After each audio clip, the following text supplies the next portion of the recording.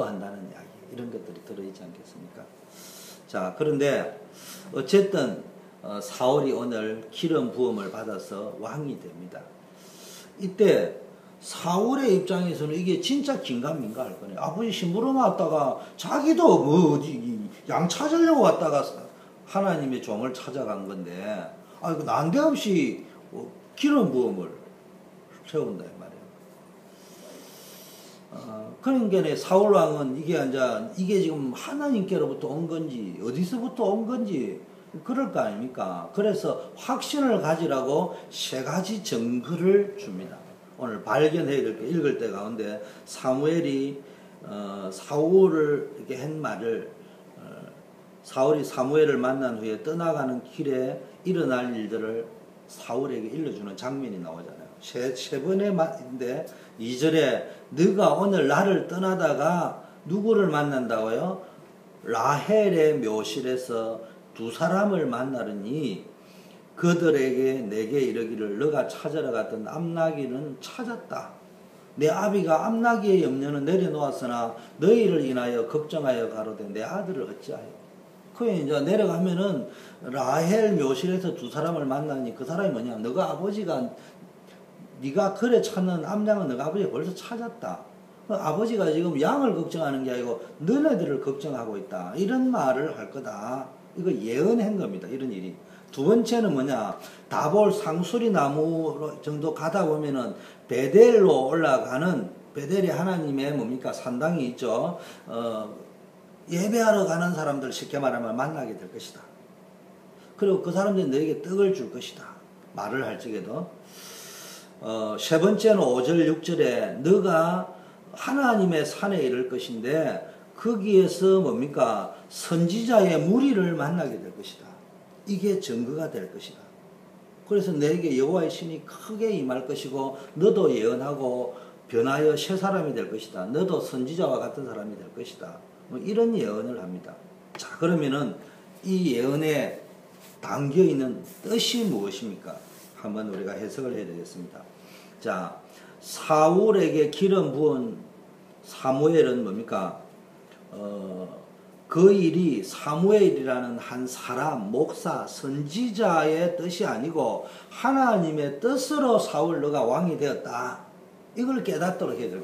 내가 지금 우연히 일어난 것이 아니고 이건 하나님의 절대적인 계획 속에서 네가 왕이 된 것이다. 이거를 깨닫고 확신을 해야 될 거 아닙니까? 그래서 사무엘이 사울에게 일어날 일 세 가지를 예언했습니다. 한마디로 말하면 세 종류의 사람을 만나게 될 것이다 이 말이에요. 그래서 뭘 가지라는 이야기입니까? 네가 확신을 가지고 앞으로 정체성을 가지고 하나님의 뜻을 이루는 삶을 살아야 된다. 다른 말로 하면 확신 가진 삶을 살아라. 증거 가진 삶을 살아라.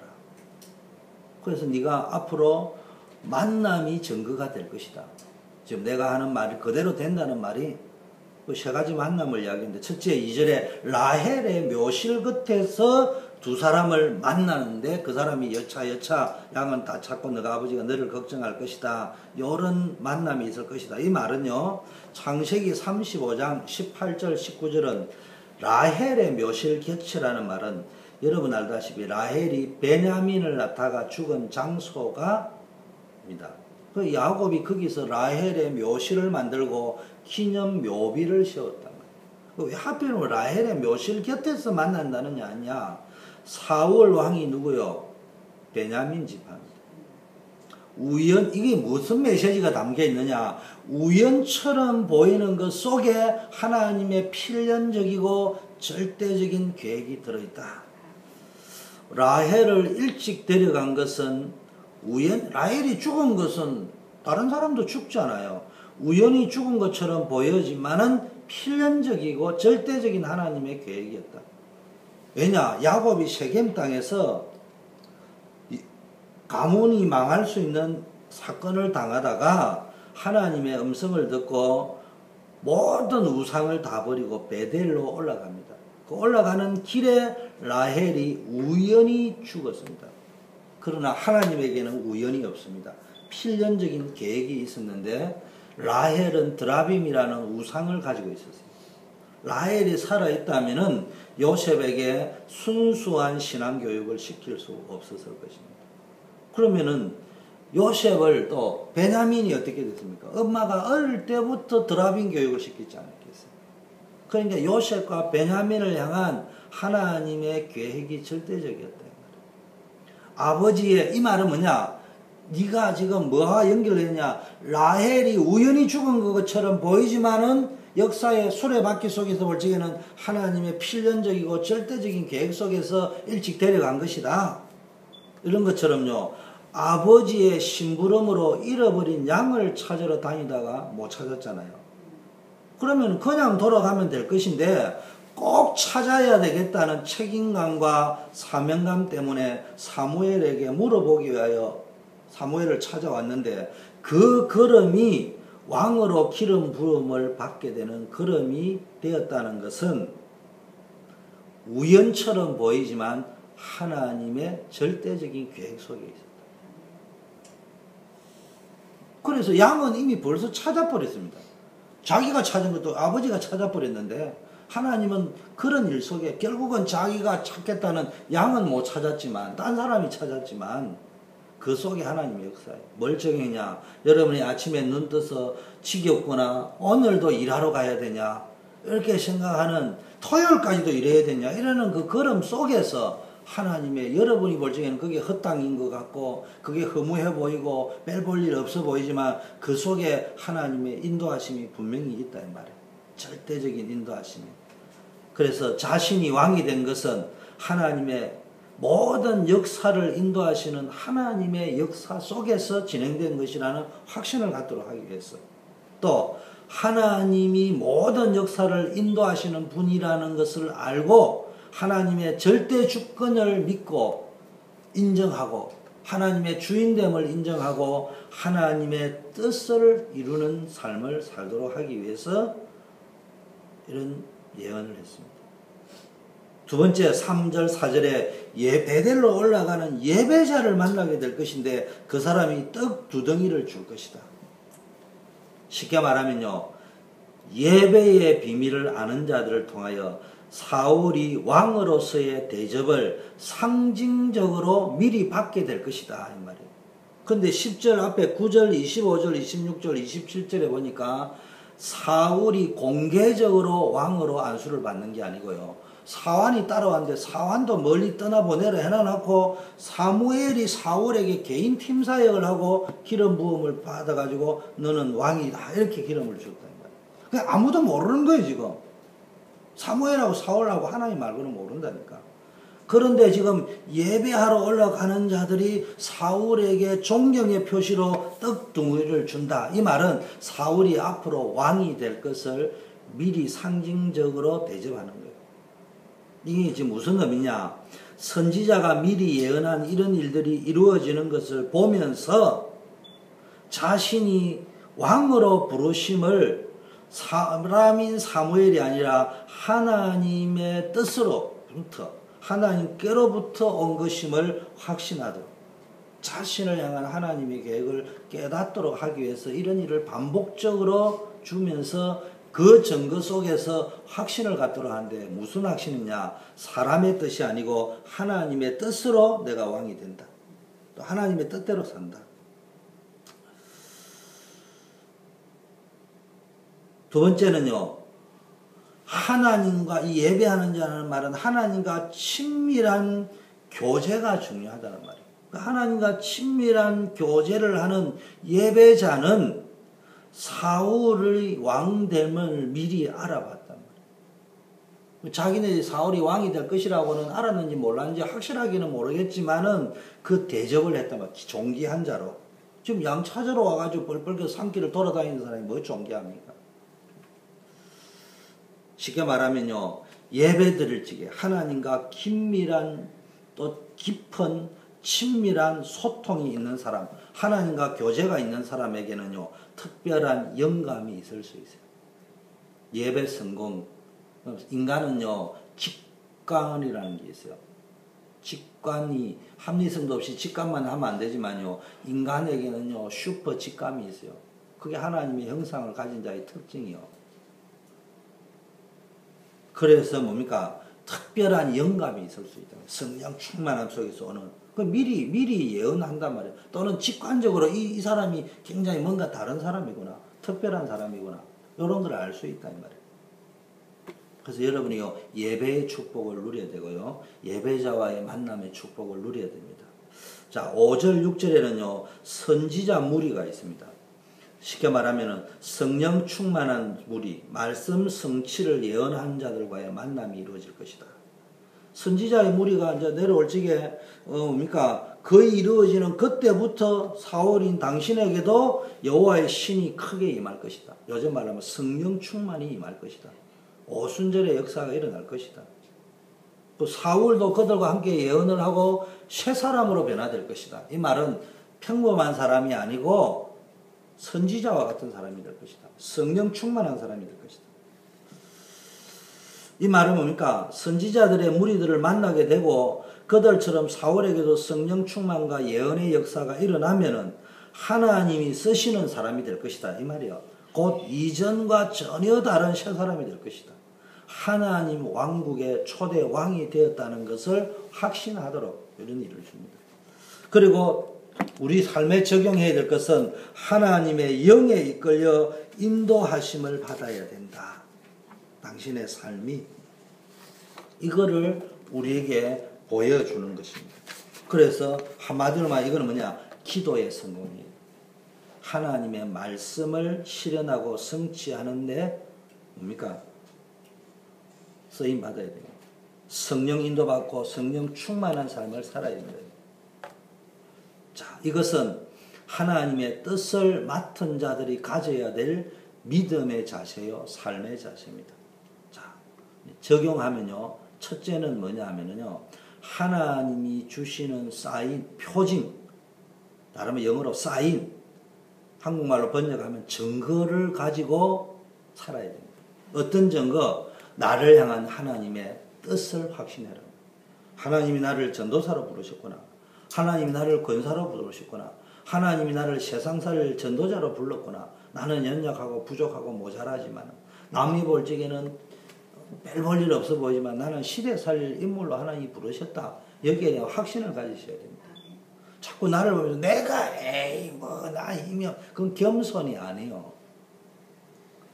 하나님의 영이 임한 사울은 이제 하나님의 뜻을 알고 하나님의 능력을 받아서 이스라엘을 다스리는 왕 같은 선지자. 오늘 다윗이 사울이 새 사람이 되었단 말이에요. 선지자 중에 한 사람가 됐다. 이 말은 그런데 왕이 될 거란 말이에요. 그러니까 왕 같은 제사장, 선지자 같은 제사장.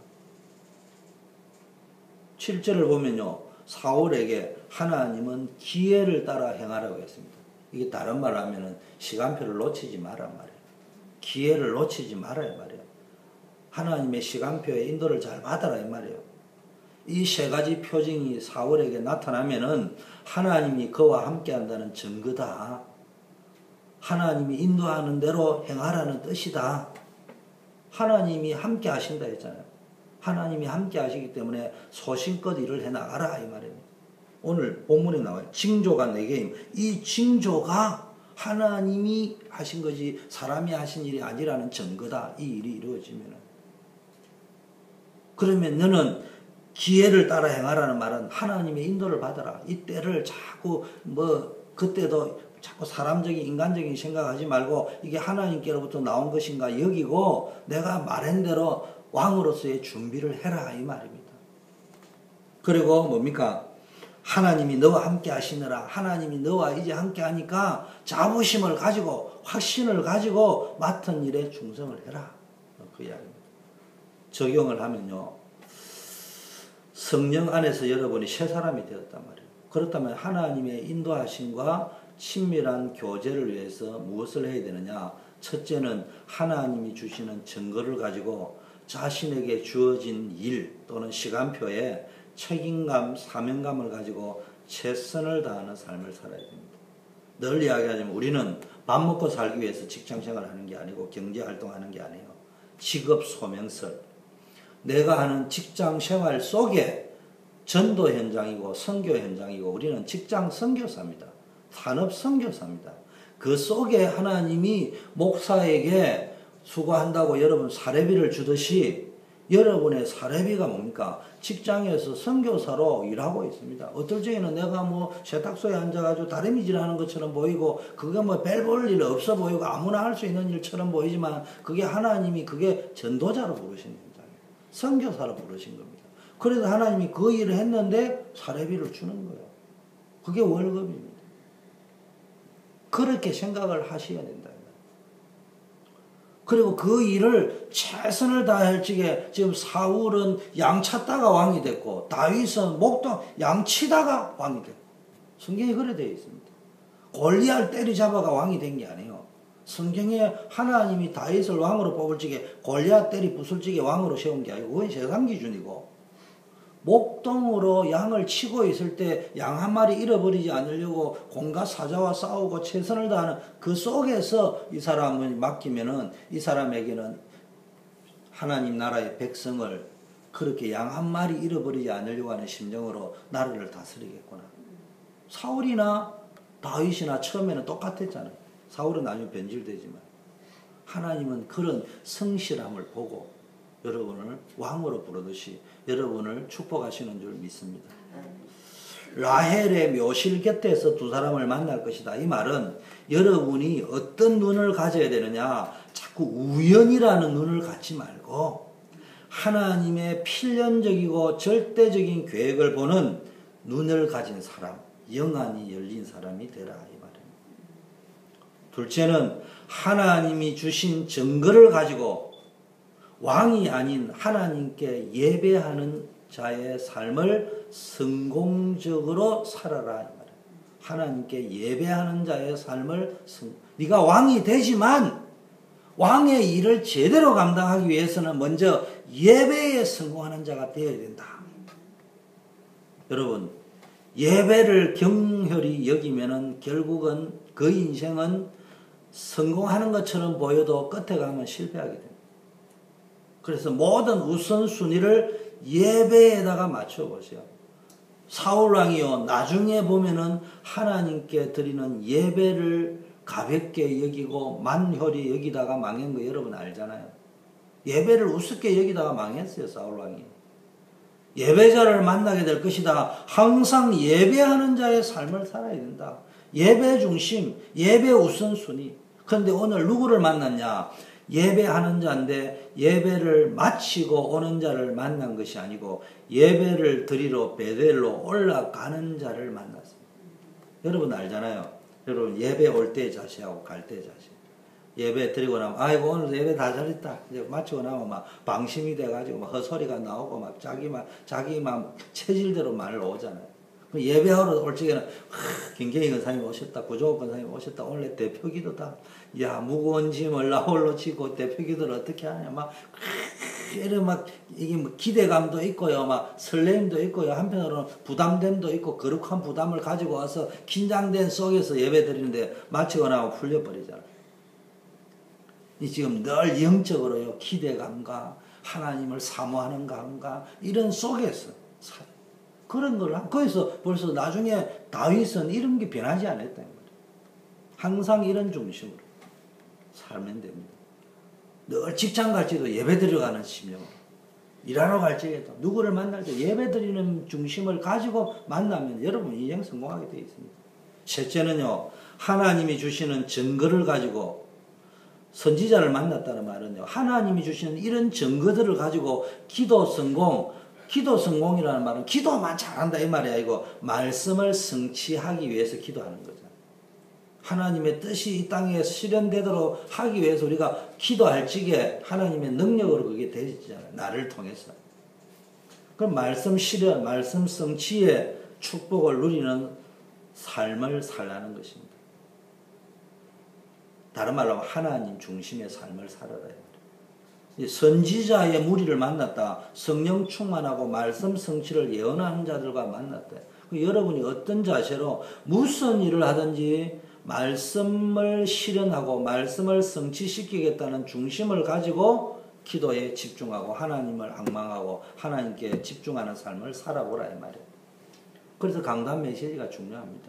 자, 두 번째, 하나님의 신에 감동된 사울을 보죠. 10장 9절에서 16절. 세 사람이 된 사울을 보세요. 사무엘의 예언대로 세 가지 징조, 징표가 성취된 것, 자기에게 성취된 것을 체험한 사울은 자신이 사람이 아닌 하나님으로부터 우연이 아닌 절대적인 하나님의 계획 속에서 이스라엘의 왕으로 세워졌음을 확신할 수 있었습니다.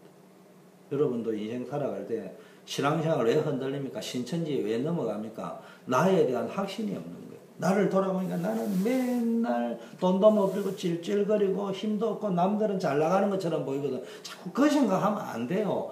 아무리 잘 나가도 복음 없는 이는 망하지만은 나는 복음 안에 있다. 나는 시대살 전도자다. 그게 흔들리면 안 됩니다. 하나님은 사울을 새 사람으로 변하게 했어요. 먼저 다른 마음을 주셨습니다. 그날 사무엘을 통해서 사울에게 예언한 것이 그대로 이루어졌습니다. 근데 먼저 사울의 마음 속에 뭡니까? 다른 마음을 가질 수 있도록 했습니다. 사무엘이 사울에게 안수하고 난 다음에 새로운 마음, 전혀 다른 새로운 마음을 가져가니까 새 사람이 됩니다. 이런 마음이 바뀌어야 새 사람이 됩니다.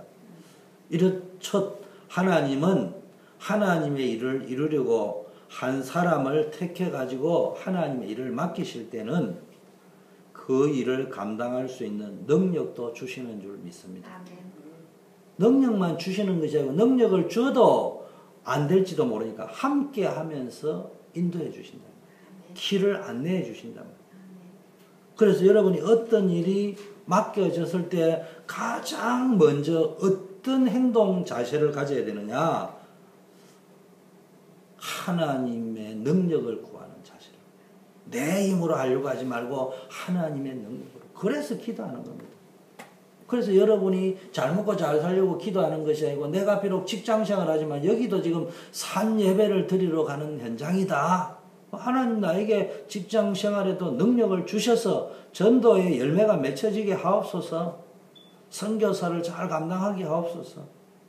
함께 하시고 하나님 나와 함께 하세요. 동행해 주세요.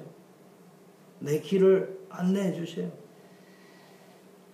여러분 무슨 일을 맡길 때요. 뭘 해봐라 할 때 생각해 볼게요. 겸손한 척 하면서 또 조금 신앙적으로 기도해 볼게요.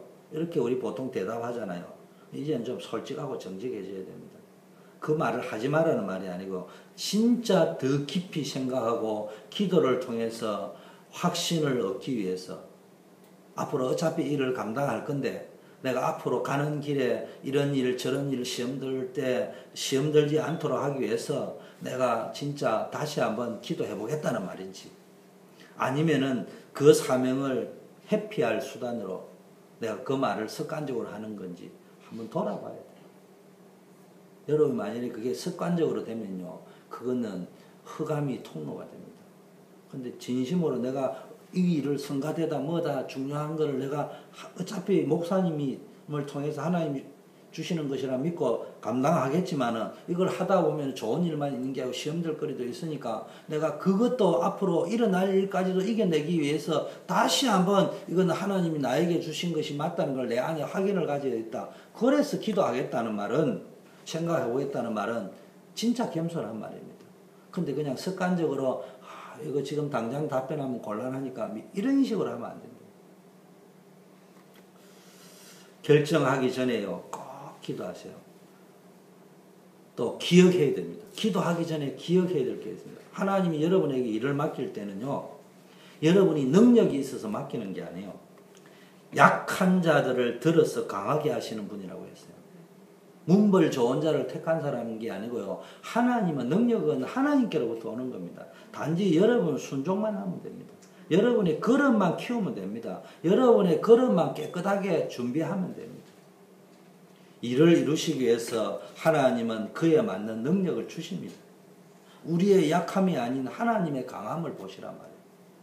적용하면요. 해석하고 적용하면은 새 사람, 변화된 사람, 하나님의 사람의 삶의 자세는 어떻게 해야 되느냐. 9절 새 마음을 하나님이 새 마음을 사울에게 주셨어요. 새 마음을 가지고 살아야 된다. 7절 상반절에 기회를 따라 행하라. 하나님의 인도를 따라. 하나님이 시키는 대로 하겠다. 순종하겠다. 미루지 말고요. 7절에 하나님이 너와 함께 하시느니라. 사람의 생각을 하지 말고 하나님의 기준으로 인도를 받으라. 이 말이에요. 임마누엘 룰이란 말은 하나님 기준으로. 기준이 하나님이에요. 하나님과 대통령이 시키는 일을 하면서 대통령과 하면서 각하 이거 어떻게 해야 됩니까? 이런 말을 안 하고 자기 마음대로 하면 안 되잖아요. 기다려라. 번제와 화목제를 드리려니 내가 내게 가서 너의 행할 길을 가르칠 때까지 7일을 기다리라. 7일은 완전수죠. 조급하게 서두르지 말고 기다리라. 먼 일을 할 적에 중요한 일을 할 적에 조급하게 서두르지 말고 기다리라. 하나님의 말씀을 따라 움직이라. 사도행전 1장 4절에도 아버지의 약속하신 것을 기다리라. 내가 너에게 약속한 예루살렘을 떠나지 말고 기다리라 이랬잖아요. 예루살렘이 뭡니까? 언약이잖아요. 말씀이잖아요. 여러분 나중에 사울이 왕이 돼서 어디서 무너졌습니까? 예배를 우습게 여기다가 무너졌고요. 기다리지 못하다가 그 예배를 망령되이 행한 것 가운데 가장 큰 게 사무엘이 오기까지 기다리지 못하고. 왜 못 기다렸습니까? 지금 블레셋은 전쟁하려고 왔단 말이에요. 제사 지내려고 모였는데 블레셋이 보니까 저기 전쟁하려고 하는가 보다 싶어가지고 쳐들어오니까 사울이 보니까 좀 적들은 쳐들어오는데 자기는 지금 예배를 이제 드리고 가야 되는데 사울의 입장에서는 예배가 형식인 거야. 전쟁에 가기 전에 예배를 드리고 가야 되는데 사무엘은 안 오지.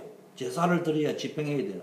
그러니까 어떻게 합니까? 에라 내라도 드리자 이라고 드리다가 사울이 왕자 자기뿐만 아니라 가문의 왕 베냐민 족속의 왕권이 넘어가 버립니다. 유다지. 여러분 전부 다 여기서 무너져요. 예배에 실패한 사람은 기다리지 못합니다. 뒤집어 놓으면 기다리지 못하는 사람은 예배에 실패합니다. 여러분이 아무리 형식 사울도 예배 드렸습니다. 사울도 예배 드리고 전쟁터 간다고 했습니다. 요즘 말로 하면 여러분이 예배 드리고 직장 가겠다 이만 내가. 근데 예배를 우습게 여겼습니다. 기다리지 못했어요. 하나님의 응답의 시간. 조급하게 자기가 뭘 하려고 하니까. 세 번째, 사울이 왕으로 뽑혔습니다. 분명하게 짚고 넘어가야 될 포인트가 오늘날 여러분 삶에도 마찬가지로 적용됩니다. 사울이 왕으로 뽑혔는데요. 사무엘은 대중 앞에서 사울을 왕으로 세우기 전에 다시 한번 하나님의 마음을 본심을 백성들에게 리마인드합니다. 이스라엘은 자신들의 눈을 하나님에게 두지 않고 쉽게 말해 하나님을 왕으로 섬기지 않고 이방인들의 생활을 닮아가려고 했습니다. 그래서 이방인들과 같은 왕을 세워달라고 사무엘에게 요구했습니다. 그래서 하나님은 그걸 왕으로 세울 계획이 있었지만 지금은 아니었는데도 그들이 조급하게 왕 세워달라고 자꾸 이야기합니다. 그러니까 사무엘은 싫어했지만 하나님 사무엘에게 이야기하기를 내버려 두라. 하자는 대로 해라. 하나님은 이스라엘 백성들이 하나님을 버렸다는 사실을 분명하게 짚고 넘어갑니다. 가볍게 오늘 읽어보면요. 터치를 쑥 하는데 그냥 넘어가는 것처럼 보이지만 너가 지금 이건 네가 원해서 하는 것이다. 이걸 리마인드 시키는 거예요. 무슨 이야기냐. 때로는 하나님의 섭리 가운데 허용적 섭리가 있어요. 하나님이 여러분을 다리 보가지로 탁 하지 마라 이래 안 하고요. 그냥 그럼 해봐라. 그게 잘했든 못했든. 그건 하나님의 뜻은 아닌데 네가 그래 고집을 펴니까 해봐라. 그게 허용이라고 하는 거예요. 하나님은 너를 기계로 로봇으로 만드는 게 아니기 때문에 네가 정원하면 한번 해봐라. 그렇게 있습니다. 그럴 때 여러분이 빨리 깨달아라 이 말이에요. 이게 지금 뭐가 잘못됐구나. 이 포인트를 빨리 찾아내야 됩니다.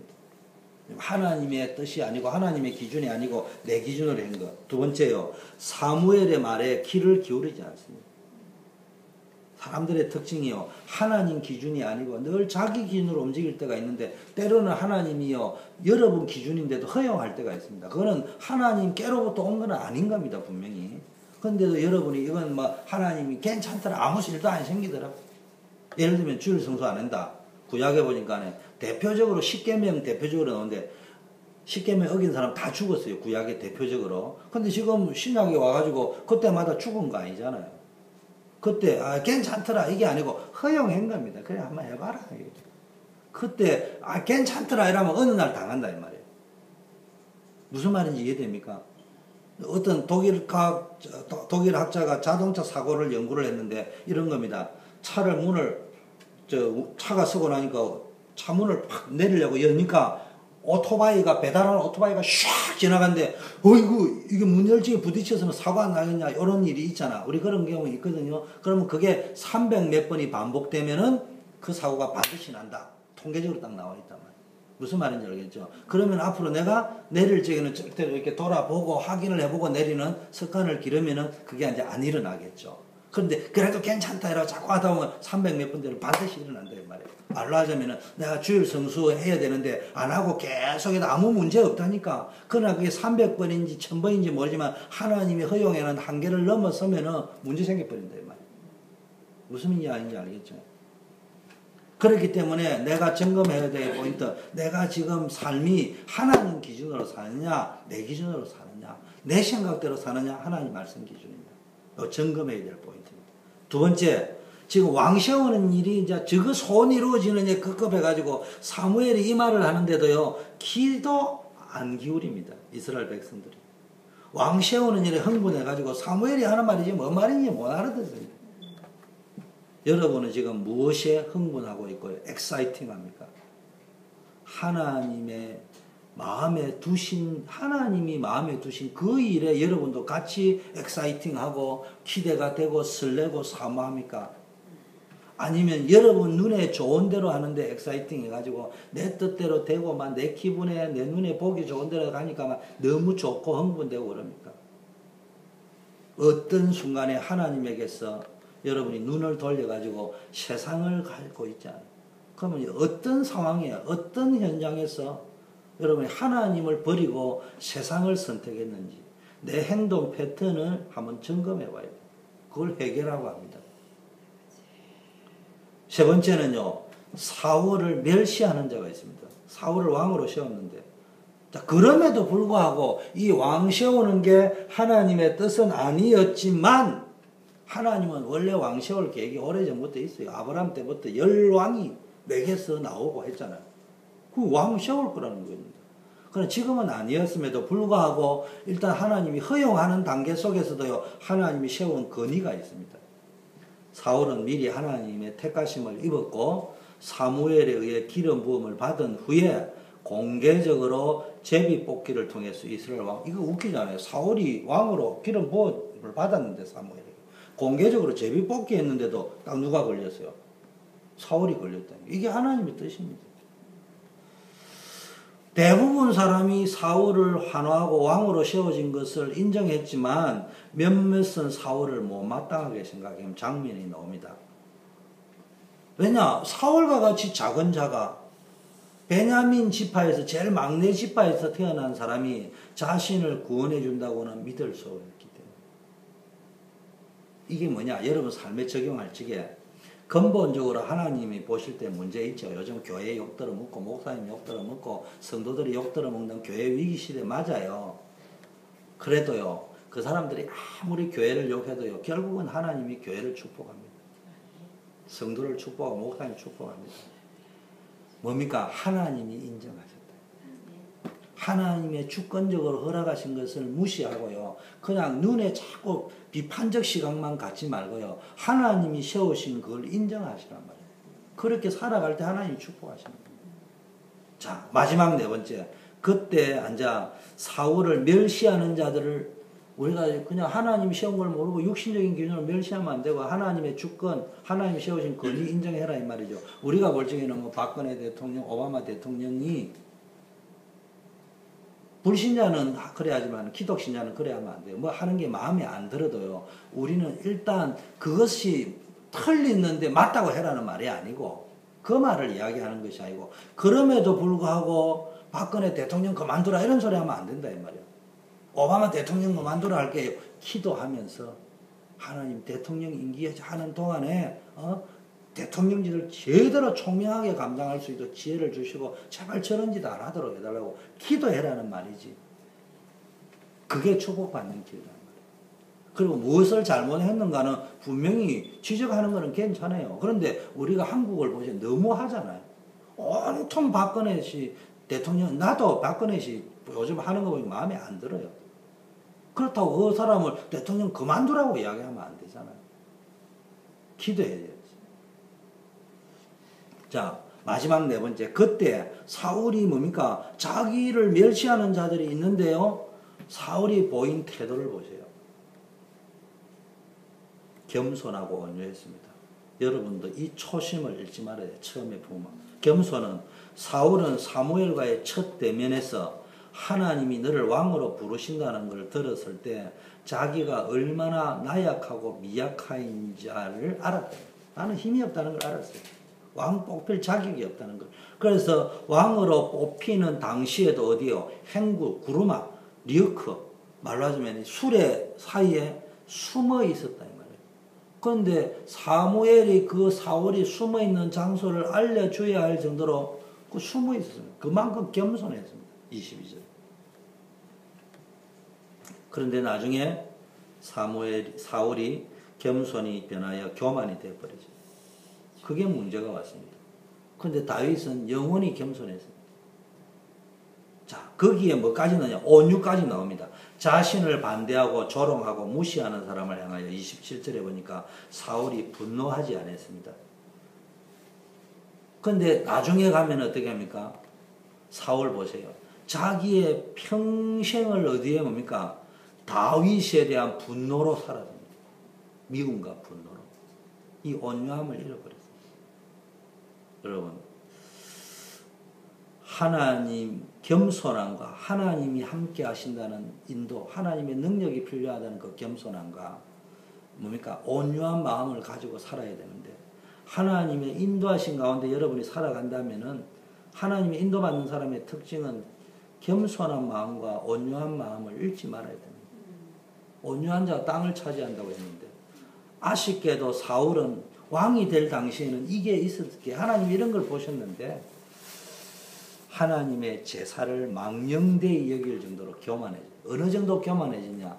하나님의 제사를 우습게 여길 정도로 교만해졌고요. 형식적으로 할 정도로 교만해졌고요. 다윗을 죽이는 일에 자신의 생을 걸 정도로 미움과 분노, 포악, 강팍해졌습니다. 이게 다윗의 사울의 멸망의 원인이었고 대조적으로 다윗은요 이 길 변하지 않았습니다. 하나님을 바라봤습니다. 여러분에도 이런 신앙의 자세를 가지고 승리하는 여러분 되기를 예수 그리스도 이름으로 축원합니다.